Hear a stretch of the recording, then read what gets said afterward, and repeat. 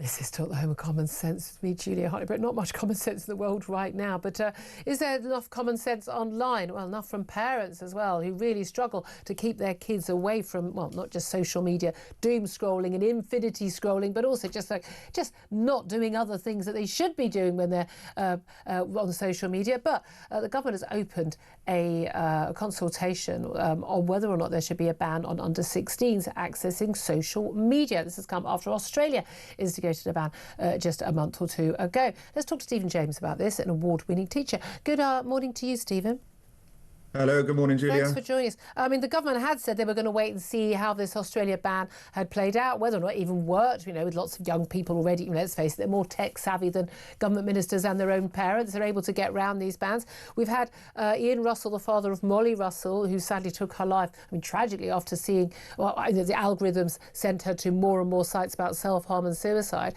And he said, look, I don't want a ban on social media for under 16s because I think that will lead them to basically into much darker places on the dark web where we can't see what they're seeing or look at it. What do you make of this? Look, I think you're absolutely right to highlight the importance of the parents' voice in this, because ultimately they're immediately responsible for their children. They're the ones who buy the mobile phones, who pay for the contracts, who are there most of the time with their children to be able to have these discussions. Schools absolutely have a role, but as we've spoken about before, is there a place for mobile phones and access to kind of social media in school? Absolutely not. So in terms of banning in schools, yes, but an outright ban for all children, I don't think is the right thing to do. But we've already got, I mean, the vast majority of schools now do actually ban the use of mobile phones at all in school. And any school, if your school doesn't, I've said again to parents, get your kid out of that school because the parent teacher hasn't got a clue what they're doing. Kids shouldn't have their phones in school. Put them in a locker, end off, don't touch it. Massive punishment if they do. I don't understand why people find that difficult. But the main problem is what a lot of kids are seeing at home. I mean, these kids, turning up at school absolutely exhausted because they've been sitting there scrolling till 3 a.m, worrying about likes on Instagram, girls putting far too sexualized pictures on, some really nasty stuff that people are seeing. Is taking them off social media the answer? Because, let's face it, a lot of parents haven't got a clue what their kids are doing on their phones and wouldn't know how to stop them even if they did. Well, absolutely. We need to start with teaching judgment and actually respecting children for, they are young adults. They are coming into this world. No, they're not. They're kids. Some of them are, as they're approaching 16, they are starting to mature and they are starting to find out about the world. So what you're creating is a cliff edge at 16 if you ban it. But we do that with alcohol and cigarettes and sex. I mean, we have lots. There has to be a cliff edge. At one point you can't do something. At one point you legally can. We know that we blur the lines. And most people I know were, drinking or smoking or doing God knows what before their legal age they were allowed. But that doesn't mean we get rid of those legal age limits. And absolutely, and I agree with you. And I would be telling you a lie if I didn't have a beer before the age of 18.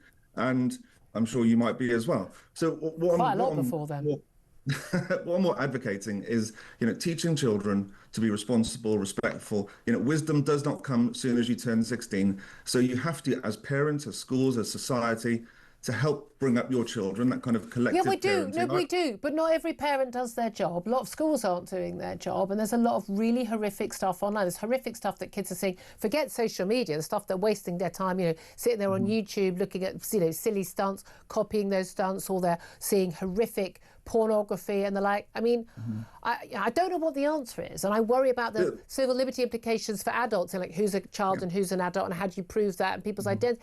There's loads of issues there.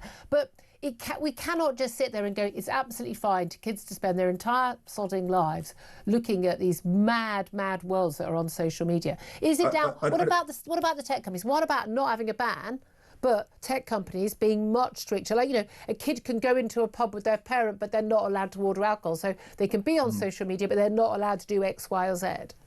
Yeah, and I think that is absolutely right. And you're helping bring up your children then digitally, which is the right thing to do. And in terms of Apple, have a really great thing where our family is kind of pulled together into one kind of login, and I can make sure that screen time is turned off at 6 o'clock in the evening, and they can't go on any of these apps. I can approve apps. I can say you can only spend 10 minutes on this app. That's great. These things are great, but it's down to the parent to educate themselves. I don't think most parents know that thing's even an option. And at the same time, why are we buying children mobile phones at that age? it's bonkers in my view. Because well, I mean, I didn't get my daughter. She had a brick one, in year 6 because she was walking to school on her own, and again, fell into that madness of I need to know if she's alive. She's going to die on the way to school. Not nonsense stuff. My parents were letting me walk to school at the age of 6. Couldn't care less. Not an issue. It was the norm in the 70s. But I do think a lot of parents think they haven't got a clue what's going on their kids' phones. So they also they buy their kids phones because if their kid is the only kid without a phone, and their kid's the only kid not on social media, their kid is left out. But just because lots of parents don't have a clue, does that give us the right to ban everything for all children? Well, and we do that with alcohol. We do that with cigarettes. But I also get very worried about the state intervening and bringing up my children and telling me, I don't want Keir Starmer, parenting from Downing Street, my daughter. Very interesting. Very interesting. Stephen, I know we're going to talk to you about this again. We'll see this story keeps on moving. Award-winning teacher Stephen James, thank you for that. What did you say to that, Philip? I don't want Keir Starmer parenting my kid. Well, I think the underlying bit that comes out here is that parents are not very good at parenting.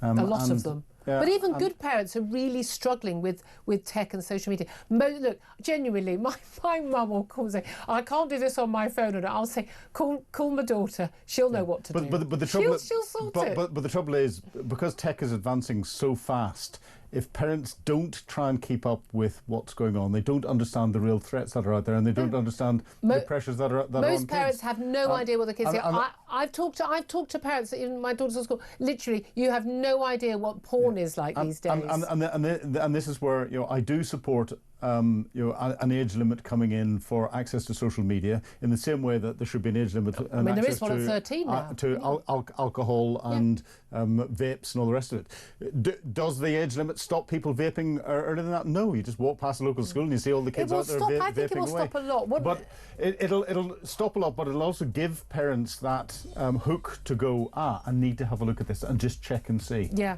That's a start. I'm still in two minds on this because I think the risks of it being, well, if you prove you're young, to prove you're an adult, not 16-year-old or 15-year-old, they're going to have more interference in adults' lives. So I think it's a very difficult balance. Easier for the groomers then to get and manipulate. Very difficult balance. I'd love to hear your thoughts on that.